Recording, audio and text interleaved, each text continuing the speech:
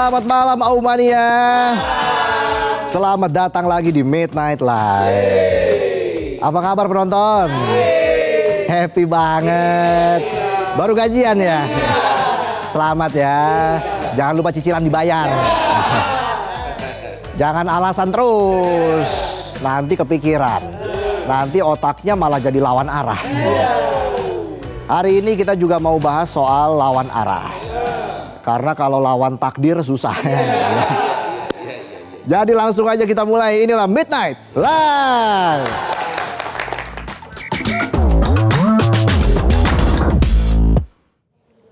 Berita malam ini kita bahas soal aksi lawan arah di jalan raya yang bikin sore Jakarta berubah kayak level wanted bintang 3 di GTA.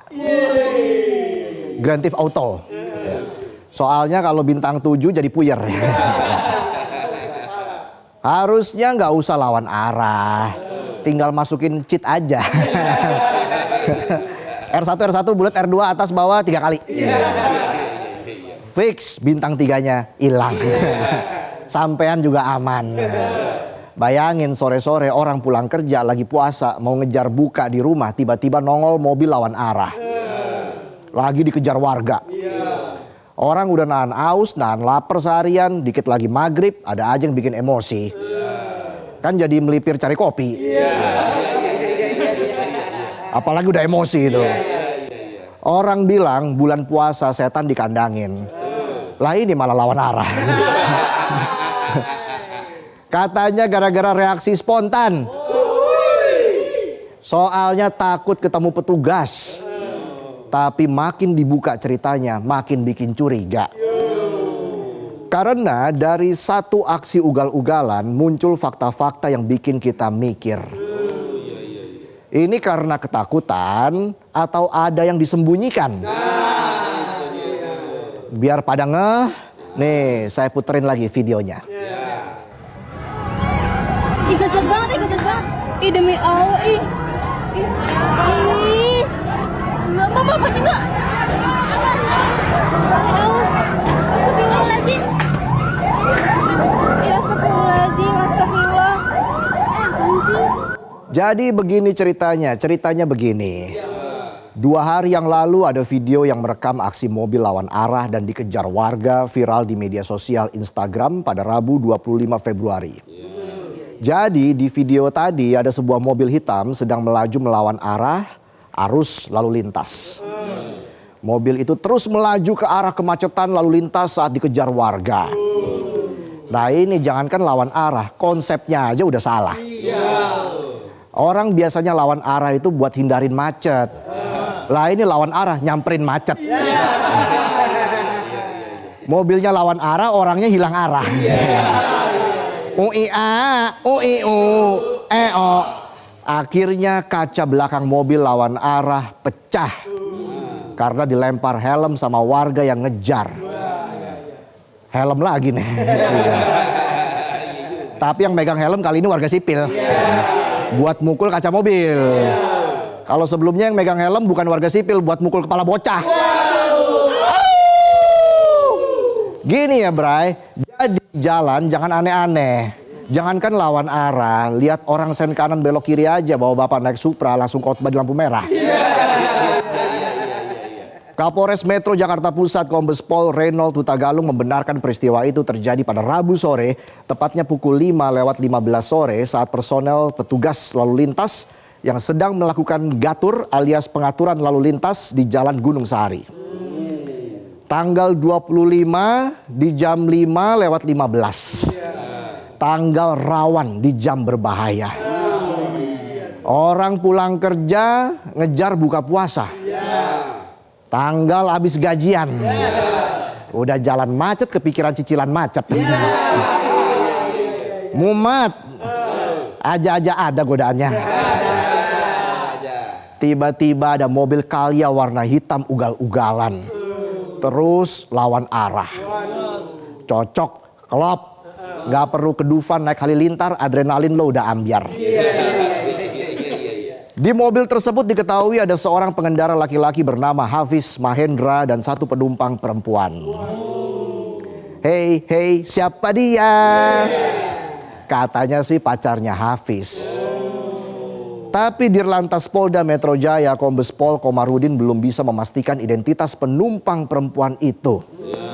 Kombes Pol Komarudin bilang si wanita ini nggak bawa identitas sama sekali. Nah lo nggak ada identitas.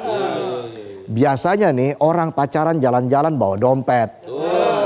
Mau isinya cuma bon tagihan tapi ada KTP. Kalau nggak bawa dompet minimal bawa HP. Kan bisa cari di galeri. Kali aja ada foto selfie bareng KTP. Itu mah penonton juga banyak koleksinya. Pinjol kali ya. Dan gara-gara aksi ugal-ugalan lawan arah, satu orang perempuan terluka akibat tertabrak dan mengakibatkan satu motor milik warga lainnya rusak. Kalau hindarin tilang terus lo nyusul ke sawah, ya udahlah resiko sendiri. Lah ini udah beda kisah, bikin orang luka sama motor orang jadi rusak. Itu kalau jadi konten pakai background Upin Ipin pas tuh. Tamatlah sudah Alkisah kami. Gimana sih nadanya? Tamatlah sudah Alkisah kami, ya gitulah pokoknya lah ya. Jadi lupa saya. Akibat aksi lawan arahnya, saat ini Hafiz sudah ditetapkan sebagai tersangka karena aksi mengebuninya yang membahayakan keselamatan orang lain.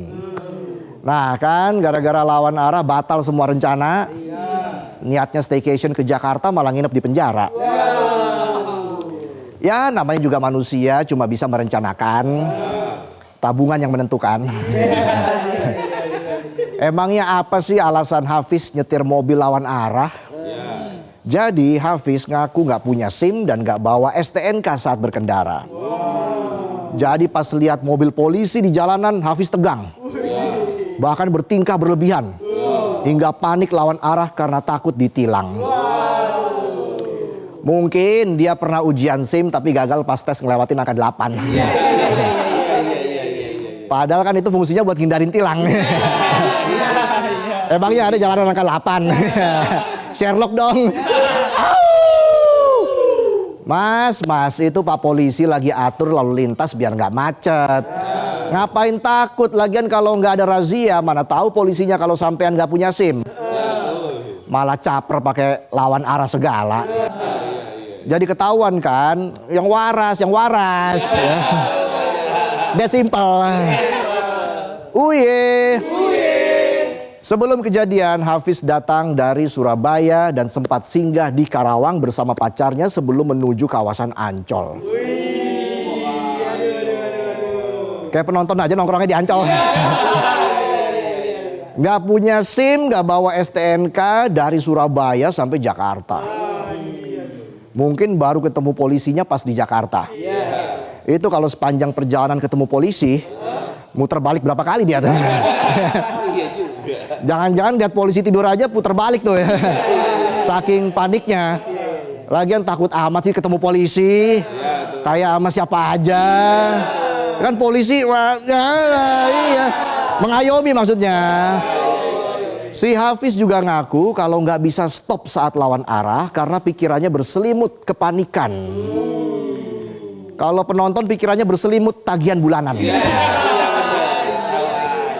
Ternyata bukan cuma soal nggak punya SIM atau nggak bawa STNK. Jadi Dirlantas Polda Metro Jaya Kombes Pol Komarudin bilang ditemukan 4 tanda nomor kendaraan bermotor atau plat nomor yang berbeda. Rinciannya ada 2 plat B, 1 plat G, dan 1 plat D. Mobilnya 1, platnya banyak. Kalau penonton gajinya 1, jobdesknya banyak. Bikin 1 plat nomor di tukang plat pinggir jalan aja udah salah. Ini bikin 4. Bisa aja oli samping.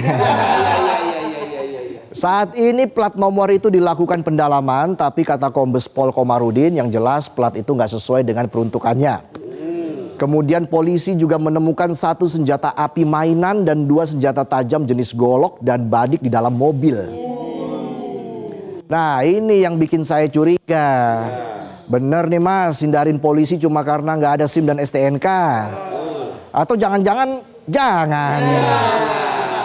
Gak wajar soalnya. Bayangin lo lagi jalan sama gebetan bukan bawa bunga malah bawa senjata. Saya kasih tahu ya, ngapain sih bawa golok?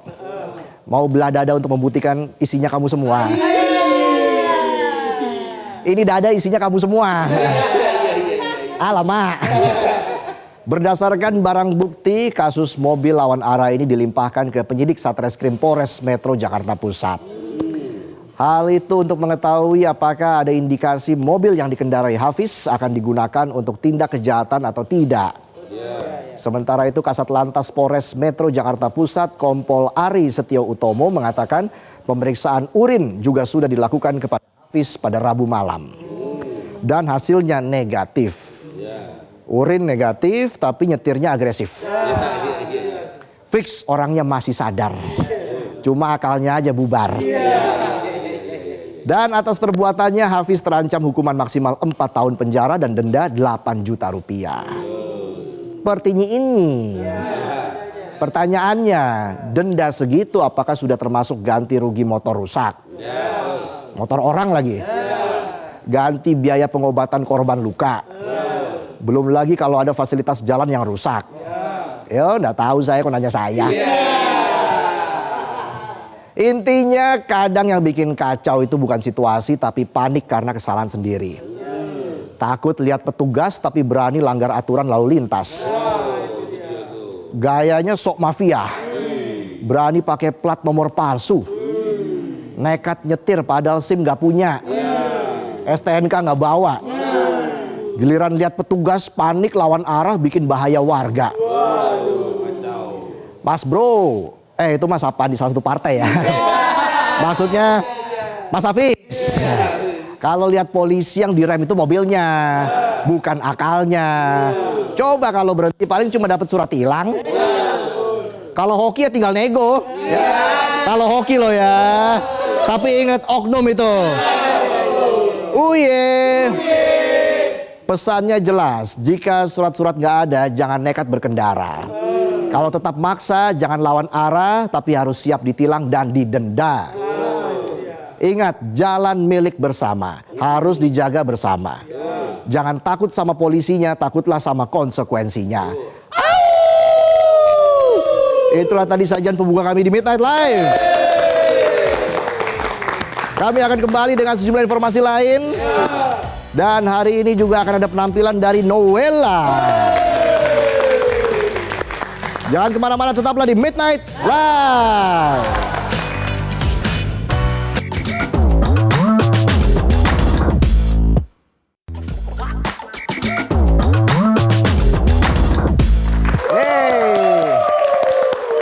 Kembali lagi di Midnight Live. Aumania, mana suaranya? Dan langsung saja kita sambut, ini dia Nowela. Wow, Nowela, apa kabar? Silakan duduk, kita kasih tepuk tangan sekali lagi. Sini, di sini? Di sebelah sini. Oke. Iya, jangan jauh-jauh Nowela. Oke, siap Bang. Karena jarang-jarang Nowela tampil di televisi loh. Iya. Betul. Udah lama banget, udah Udah lama banget ya. Udah lama. Dan kali ini untuk pertama kalinya akan membawakan single terbarunya yaitu Mamai. Wow. Tapi sebelum kita bahas ke sana, Ya. ini kan artinya lagi sibuk promo single terbaru. Ya. Ada ini nggak, bisa bagi waktu nggak antara kesibukan kerja dengan me time? Me time. Ini pembahasannya mental health banget ya. Iya. Ini soalnya pada mental semua. Kebetulan Penting. saya tuh lagi kuliah Bang. Oke, Iya, wow. saya kuliah psychological counseling. Jadi sambil nyanyi, sambil kuliah, sambil juga saya aktif pelayanan di gereja. Kalau abang tanya punya waktu untuk me time, nggak harus punya. Karena kalau nggak punya nanti overload. Iya. Kebetulan saya belajar Bang. Iya. Setelah belajar jadi saya tahu saya harus punya. Gitu. Jadi saya me time self care secara harian ada, secara mingguan, secara bulanan ada. Oke, jadi mental health itu memang sangat penting ya. Sangat penting. Apalagi dengan industri yang semakin kompetitif. Betul. Keadaan zaman yang semakin gila-gilaan Bang. Wis.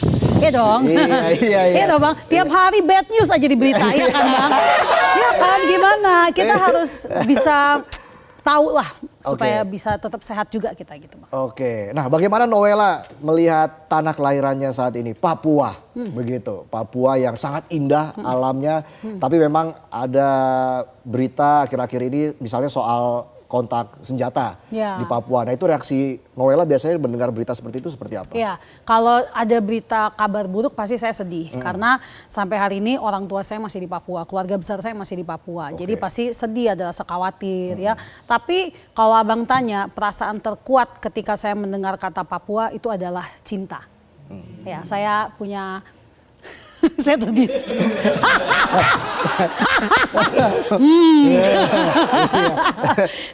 Tolong di nada C ya, nada C ya.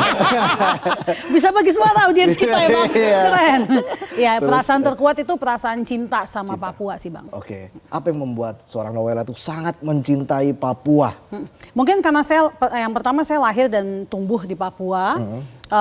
Saya lahir di tahunnya millennials yang kita nggak kenal gadget, tapi saya lari di hutan, saya cari ikan di sungai, saya cari cemilannya dengan manjat pohon tetangga.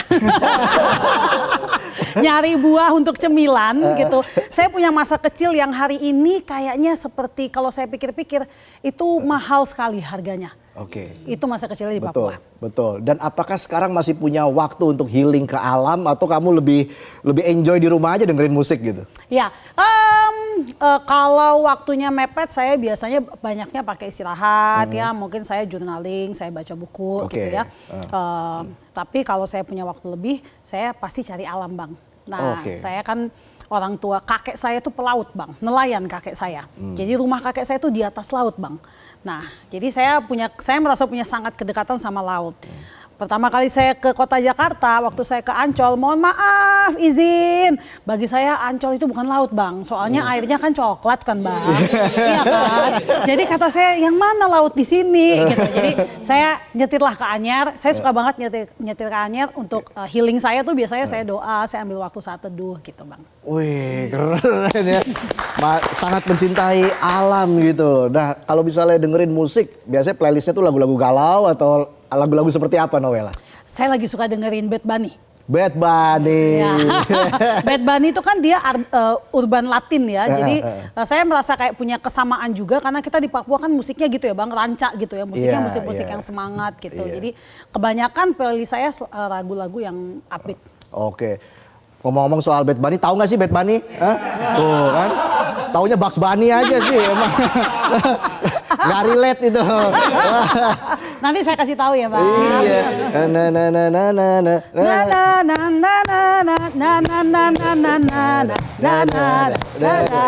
Itu makanya. Bahasa Latin dia, bahasa Latin. Iya, harus relate gitu loh. Ya.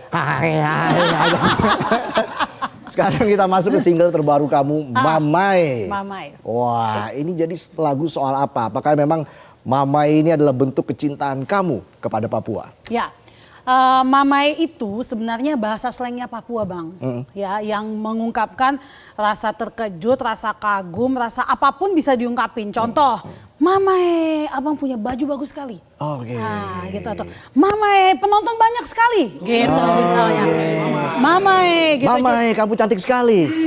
Oh iya. Betul, pemakaian yang tepat. Oke. Ya, gitu. Jadi Mamai itu ungkapan kayak gitu Bang. Nah, waktu saya tulis lagu ini, lagu ini tuh isinya adalah tentang keindahan Papua, tentang hati masyarakatnya yang tulus, tentang kami ini mungkin banyak keterbatasan, tapi itu buat kami malah punya rasa syukur dan buat kami bisa keluar, supaya kami bisa keluar dari keterbatasan itu kita jadi lebih kuat gitu. Jadi masyarakatnya yang tadi saya cerita waktu kecil kan saya suka ke hutan, ke gunung, itu saya tulis tuh semuanya, saya tuangin di lagu Mamai ini. Gitu. Wow, ini akan menjadi menarik sekali ya. Dan pastinya kenapa baru rilis tahun ini? Saya dengar Mamai ini sebenarnya sudah ditulis sejak 3 tahun lalu. Betul, betul. Nah, kenapa baru sekarang dirilis? Iya, jadi saya kerjasama dengan satu label namanya Passion 5. Jadi di tahun 2023 waktu saya sign kontrak sama Passion 5, kami dedikasikan 6 bulan untuk kita nulis lagu, kita workshop, kita benar-benar kita siapin plan ke depan lah. Jadi lagu pertama yang kita tulis itu adalah lagu Mamai ini gitu. Habis itu saya ada tulis lagu Bertahan, kemudian lagu Back to You yang sudah keluar sebelum Mamai. Kenapa dipilihnya sekarang?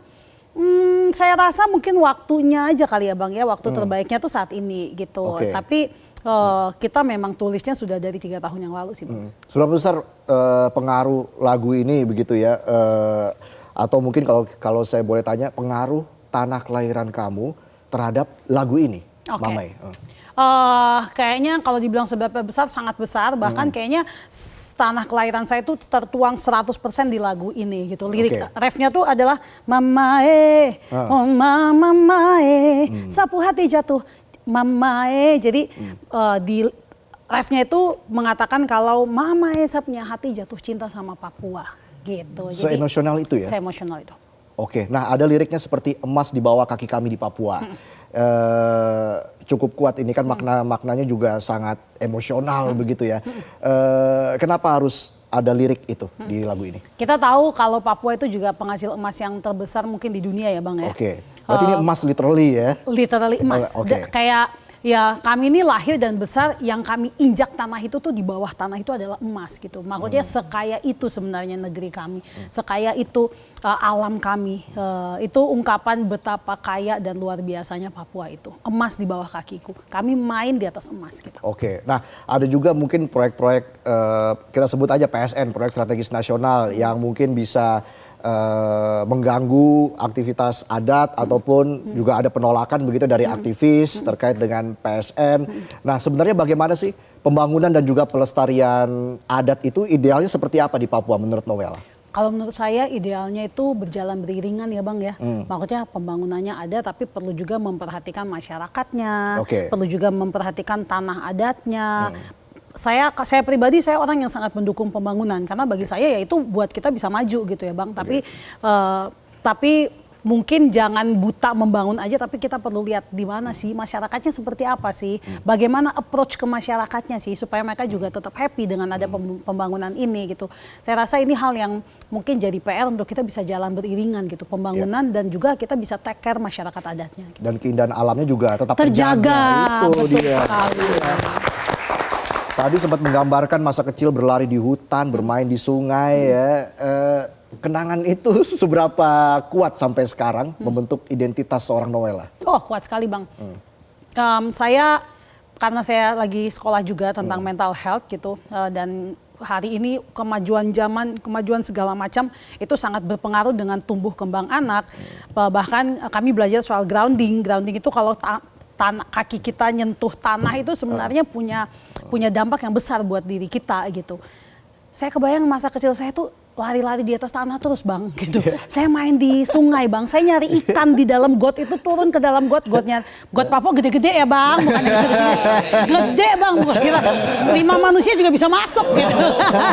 Jadi kami masuk ke got, kami cari ikan, ternyata itu membentuk saya yang saya banyak mungkin saya punya ketahanan yang kuat dalam menghadapi hidup ya, juga saya saya merasa hari ini saya menjadi Nowela dengan begitu banyak hal baik yang Tuhan kasih sama saya, itu juga sedikit banyaknya karena masa kecil saya yang begitu indah di Papua. Wow. Luar biasa, siap-siap daftar jadi pasiennya Nowela ya. Boleh diskon. Ini mental health-nya lembur terus ya. Makanya.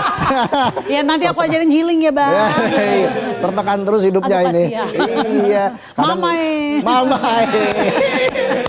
Kadang bantuin temen yang dipromosiin. Iya dia. Aduh sakit. Sakit kan. Nah, itu dia lah kondisi penonton kita. Selain alamnya, kamu juga sering menyinggung ketulusan masyarakat Papua. Nilai apa yang sampai sekarang melekat di diri Nowela tentang ketulusan masyarakat Papua?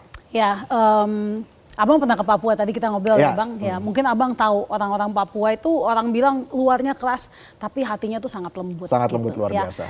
Kami ketulusan itu yang saya rasa saya dapat dari orang tua saya dapat dari tanah di mana saya tumbuh dan berkembang, masyarakatnya. Ya itu yang buat saya mungkin hari ini juga ya tumbuh jadi ya kalau orang bilang saya orang baik, saya yakin itu nilai-nilai yang saya dapat juga dari saya kecil di Papua gitu Bang. Jadi Oke, jadi sangat sangat membentuk identitas kamu Betul. juga. Dan ini juga sepertinya membentuk identitas dari lagu Mama itu sendiri karena Betul. terasa sangat hangat gitu ya. Apakah memang itu yang ingin ditonjolkan dari lagu Mama Iya, kalau teman-teman abang dengerin lagunya, musiknya tropikal banget. Iya. Ya, terus kayak ada banyak perkusi di dalamnya.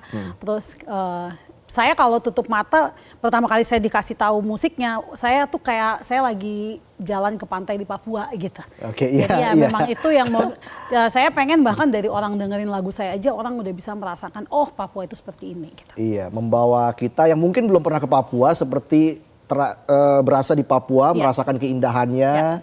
Wah, ini menarik sekali. Dan juga kalau kita bicara soal lagu Mamae, ini ada kerjasama ya dengan Caleb J, ada Betul. kolaborasi dengan Caleb J Betul. dan Bella Negara AB. Betul. Nah, dinamika kolaborasinya seperti apa saat itu? Jadi Caleb dan juga AB adalah orang yang duduk nulis lagu sama saya di beberapa single saya, 4 single saya terakhir, 3 single saya yang terakhir. Nah, Caleb ini penulis lagu, songwriter juga, dia sama-sama di Passion 5 juga, ya, AB juga gitu. Jadi saya sebenarnya Bang, sejujurnya saya tidak merasa saya ini jago sebagai penulis lagu, ya. Tapi saya merasa saya punya 2 partner yang bisa mengeluarkan sisi saya sebagai songwriter itu. Oke. Nah, makanya waktu kita nulis Mamae, fakta menariknya adalah dari semua lagu yang pernah saya tulis dalam hidup saya, yang paling cepat saya tulis itu lagu Mamae ini. Karena mungkin ya itu ya Bang, karena waktu apa yang lu rasain waktu lu ada di Papua. Wah lah, hatiku gini, kakiku melangkah, wah apa segala macam, langsung tulis. Jadi kita 1 kali pertemuan lagu ini udah jadi gitu. Wow, secepat itu ya. Iya, secepat itu. Apakah ke depan nanti juga kamu akan konsisten mengangkat tema soal Papua dalam musik kamu? Ya, 5 tahun terakhir saya udah konsisten ngangkat tema Papua, baik itu melalui musik, melalui saya bahkan ada satu lagu saya kasih lirik bahasa asli papa saya, bahasa Ansus. Saya kolaborasi dengan rapper dari Papua. Saya 5 tahun terakhir saya banyak angkat tentang Papua dalam bentuk apapun itu. Saya rasa hari ini ya itu identitas saya ya Bang ya, nggak cuma saya sebagai orang Papua tapi saya dalam bermusik. Kalau Abang tanya ke depannya Noella akan konsisten begini, saya bilang ya kemungkinan besar saya masih akan tetap konsisten bawa Papua. Dan dalam lagu Mamae kamu juga ingin orang melihat Papua dengan lebih dekat dan penuh rasa hormat ya. Seperti yang kamu singgung tadi, apa pesan paling dalam yang ingin kamu titipkan untuk para pendengar khususnya pecinta musik tanah air? Ya, mungkin karena musik ini sangat luas, sangat general, tapi mungkin teman-teman di luar Papua nggak tahu orang Papua seperti apa, tapi saya harap lewat lagu ini kalian bisa merasakan kehangatan kami, ketulusan kami, dan juga betapa kami sangat menghargai satu sama lain. Dan nilai ini semoga bisa kami tularkan juga buat teman-teman yang ada di luar. Gitu. Sukses selalu Noella, sehat selalu Noella. Kita tunggu lagi proyek-proyek selanjutnya dari Noella. Kita berikan tepuk tangan untuk Noella. Wow, dan udah gak sabar kan? Ingin mendengarkan seperti apa lagu Mamae. Langsung saja kita sambut, ini dia Mamae dari Noella. Thank you.